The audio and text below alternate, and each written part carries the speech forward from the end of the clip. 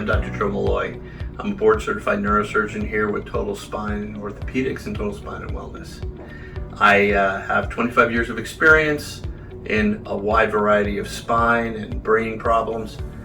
I have specialized for at least the last 10 years in minimally invasive techniques to try and handle these problems in a less invasive manner with less pain, quicker recovery, and less consequences for the patient.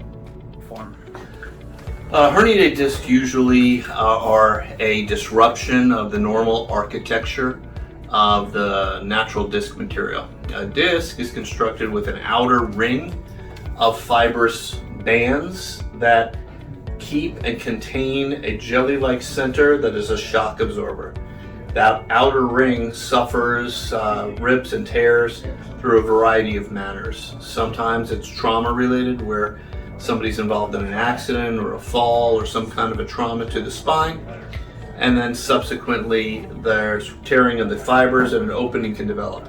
And the jelly-like center under pressure can ooze out and form up a extruded disc pattern. Sometimes the pattern is that it's not completely outside of the disc space. Some of the layers of the fibers are ripped and torn, and so it becomes weak, and at that point it bulges and it becomes not completely extruded, but it does cause irritation rubbing on the surrounding nerve roots. There's a wide variety of treatments. We have treatments for some of the discs based on how large the amount of material disruption is, where we can do incision-less surgery. No incision. Access to the disc material is made with a needle, and the internal core of the needle can be removed, and then down the center section of the needle a instrument can be used to remove disc material and repair some of these extruded patterns.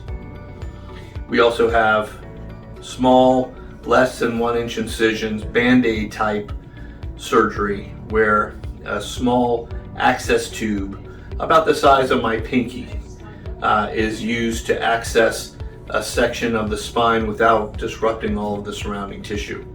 And that kind of a procedure begins with the placement of a wire or a needle or a thin access cannula, and then a series of dilators to move the surrounding tissue out of the way, up to the point where you get the tube that's about the size of my pinky that's put into place. The internal structures are removed, and through that tube we can use a large surgical microscope that we can visualize the areas that we need to operate on with less invasion, less disruption of the surrounding tissue, and therefore less pain, and a much quicker recovery, and less interruption of your life. Sometimes we can access some information through examination. So it's important to first be examined by a qualified physician who can tell whether or not there's interruption of the normal signal patterns that carry sensation or that carry motor signals down to the target muscles or the target skin or whatever the structures are that are being innervated.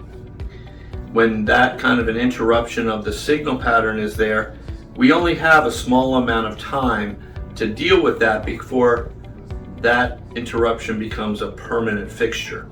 And so we want to catch these early, and we want to intervene in an appropriate time span to try and avoid permanent consequences.